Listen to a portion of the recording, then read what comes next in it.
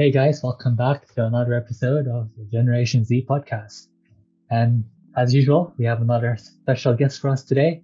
We'll be talking about, in particular, the idea of what it is to adjust to a country and how to even perform well, like in a new environment, new place, when you completely have never been like to the place before.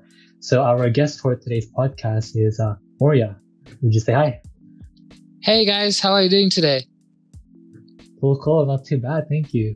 Yeah, so he'll be sharing his story of how he was able to make it in Australia. And for those of you listening out there, the reason why we wanted to have this episode is because, like these days, it's very hard to find a story where where individuals move from a completely new country and adjust to their surroundings. And he will be telling us the story on how he was able to do it. So yeah, without further ado, let us begin. Do it big, Balenciaga oversized. Need that whip, mad black with suicide. I won't miss. I put on a ton for you. Hi Generation Z, so this is Moria. I'm from India. So I'm from a culture where parents are the sole caretakers of you till you get your job. That is up to your 20-25 years of age. This may sound a bit strange to people from the other countries, but in our countries, I think that's the common point where our parents just take care of us. So back in India, I was a very carefree person. I mean, even though I used to go for gymming, hanging out with friends, parties, that's not you being responsible. If what I mean, you'll know further that what it is. So if you just stay at home, your mother cooks your food, your dad brings you money. I think we can still relate to that though. Yeah. God bless our parents, right? Man, you just have to sit. You don't have to worry about your laundry. You don't have to worry about your cleaning. Everything is good. So was my life back in India. So I just used to feel annoyed because when I was in hostel, I used to just live free, happy. Even though if I just don't clean my room, no one's gonna say anything to me. So I was free, happy, free bird. And the moment I landed in Australia to do my master's in Melbourne, it just hit completely different. So I came here. I had to live in a complete new environment where people were judging my accent, the way I speak, the way I dress. It changes from complete first to the end. I don't know. The first difference I've noticed in Australia was wearing the sandals. I mean, I don't know if you guys have experienced a similar thing or not, but back in India we are like, okay, no shoes. I'm not that of a shoe fan. I just wear my sandals out and just walk outside. So after coming here, people are looking at me strangely. I'm like, what's happening? So then I realized, okay, so everyone has a bit of a dress code. Only for beaches you wear sandals, not for everywhere. So yeah, so the things started changing from then on. I had no financial control, but the good thing is, after 5 years in Australia, I can say proudly that I know my finances. I can control my finances. That's what it gives you.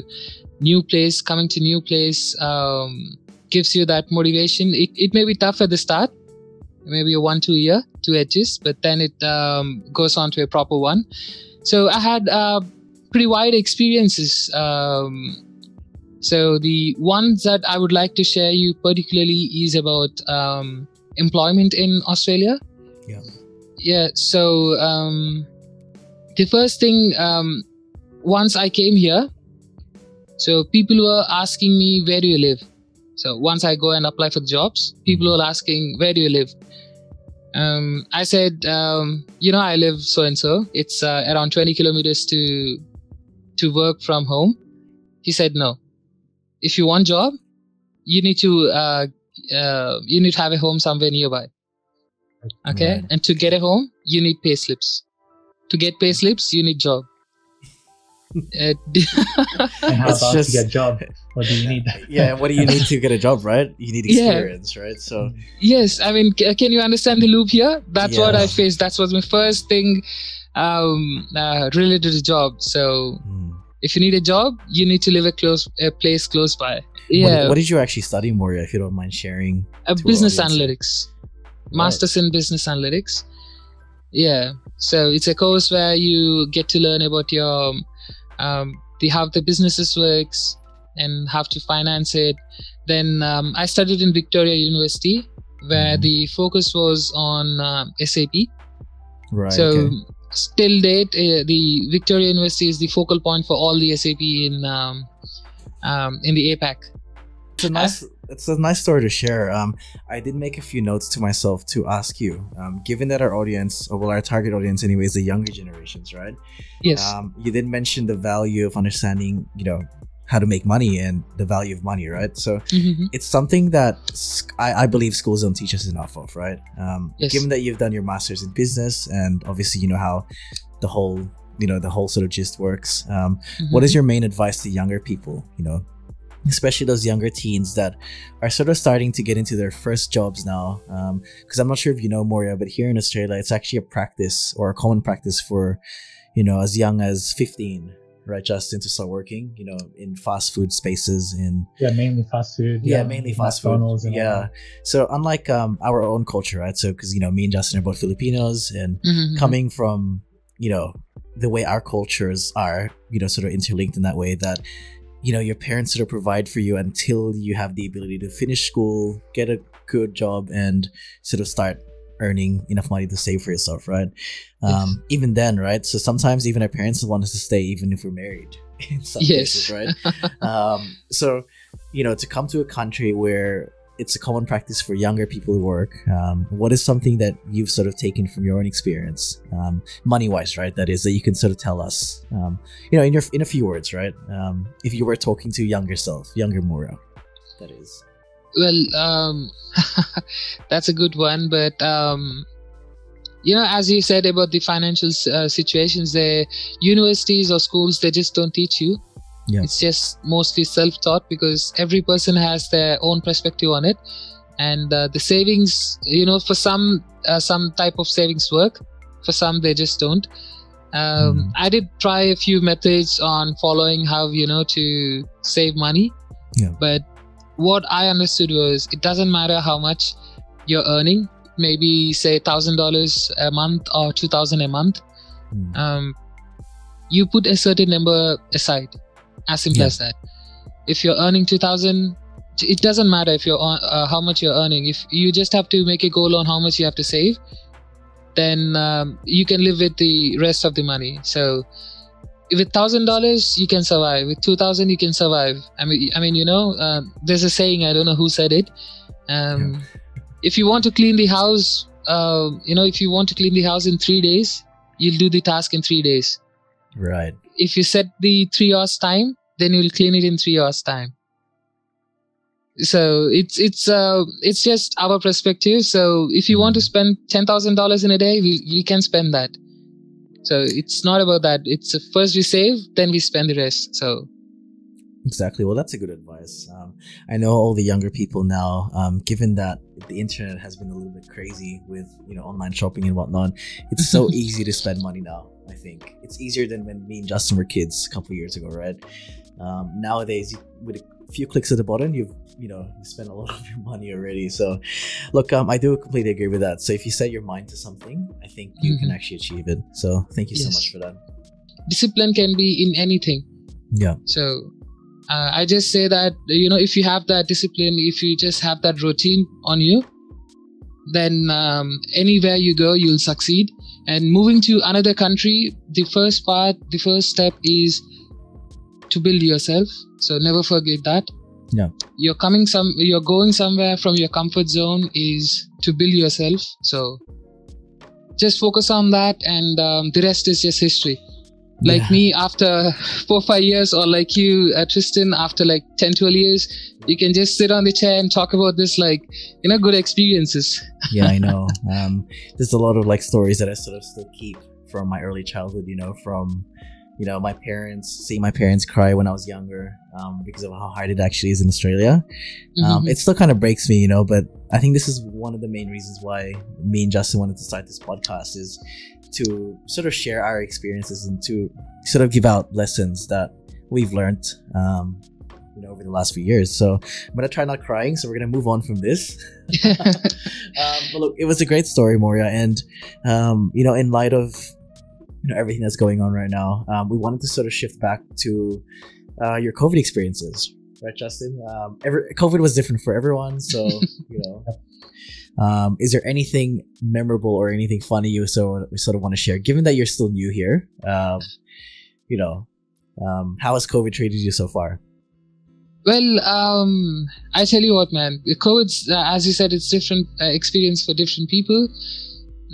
But for me, most of the time it's just went by my job. Yeah. So back in Melbourne, I just recently got a job in 2020, January. So in a company, it's a sauce manufacturing company. It's a good company.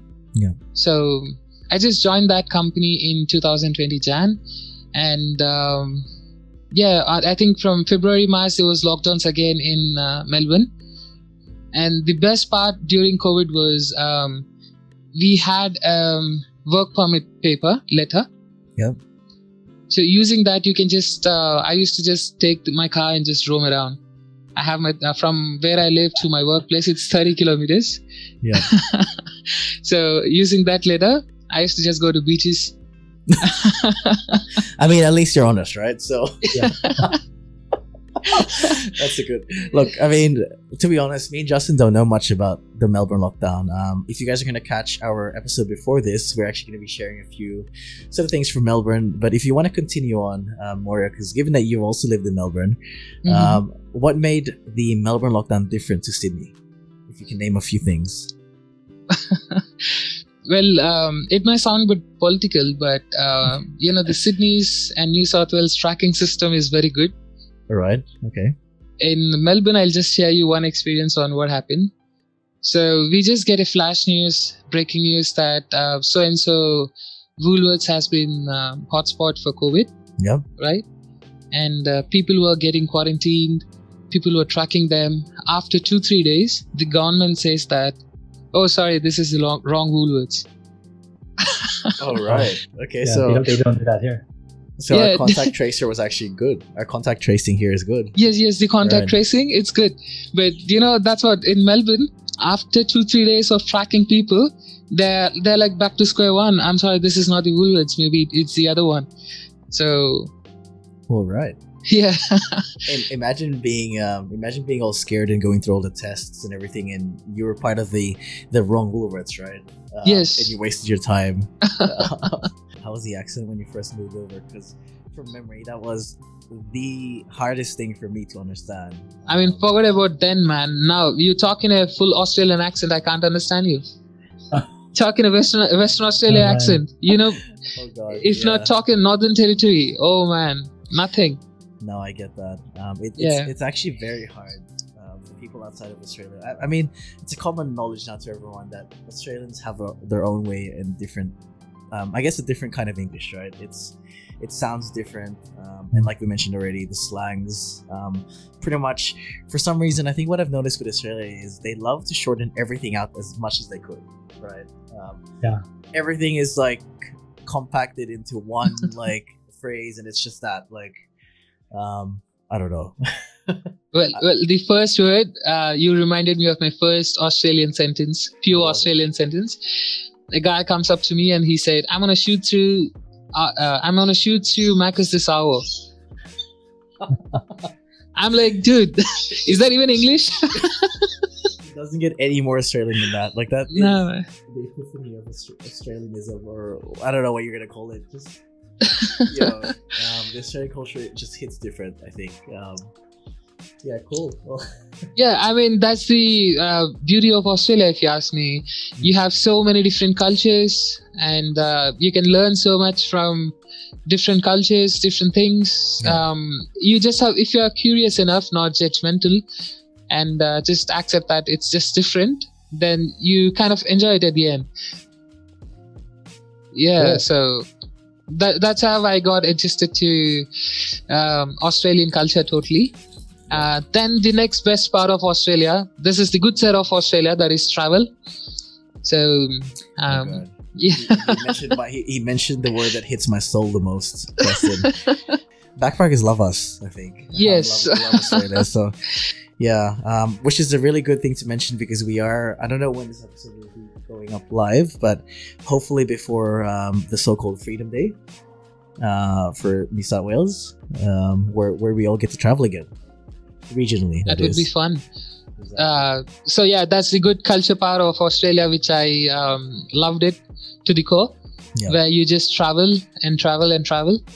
So yeah, so after that, after me working, I got a delivery job, where I used to just travel around with my truck doing deliveries. So it's just in and around Victoria. So I went to the Hume Bridge, to the end of the Ocean Road, then to this end, to that end. I went to the all borders.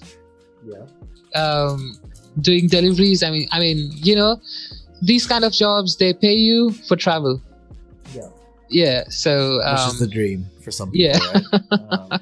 If I was given the delivery job to go between borders, yes, and get paid, I would take it in a heartbeat. Let's be honest. But yeah, that's so cool. I thought that was my dream job too. Just to take a step back and travel and earn money at the same time. So that's why I took that job. Well, as good as it seems, I guess it's just that you have to choose your right employee. So I made a mistake there, which led to 3 of my accidents, road accidents. Yeah, road accidents. Yes. So all of them mostly because the employer was pushing me to overwork. Yeah. So that's one more common thing you find once you arrive in Australia. Employees try to push you off to pay less and get the maximum out of you. And as I was enjoying the travels, they used to give me long drives where I have to drive almost 18 hours a day. Yeah. So there are a few times where I hit 18 hours, but usually it's around 12 to 14 hours a day minimum. In the spirit of time, we don't want to sort of go too long, Moria. So we're gonna have to cut you off here. But we will do like an episode 2. I think perhaps maybe we can explore how Australia treats its new migrants. You could say. Yes. Which would be a whole different thing. Nah, no issues. I get it. I just thought, as we are talking about the good parts, I think we have to talk about the bad parts. So yes, this is the all the bad parts. Yeah. For sure. Yeah. So cool. I'll pass it back on to Justin. Given that he began the episode, I'm gonna let him end this one, and I'm sure he probably has any closing questions that you may want to share. Otherwise, we can wrap it up. Oh, just any, because what we've been asking our guests, our previous guests, at every time they're on the episode, we always ask them what has COVID taught you? So Moria, what has COVID taught you this last 18 months? Is there anything in particular that has touched you? Well, one thing that COVID taught me is to organize your time. Yeah. Before, for me, it was Australian culture mostly is about work-life balance. And I experienced that, before COVID. After 8 hours of work, I used to just relax. But work from home is something different where, you don't have those time limits. You're not in that work environment where you just have to create your own work environment. Yeah. And managing that and organizing that was pretty fun. That's what it taught me.